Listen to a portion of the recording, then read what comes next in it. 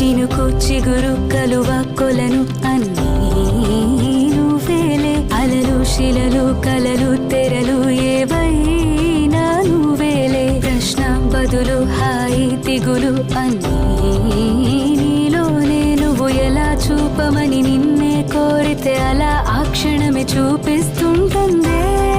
ఇది గ్రహిస్తే మనసే నువ్వు తెరిస్తే ప్రతిరోజు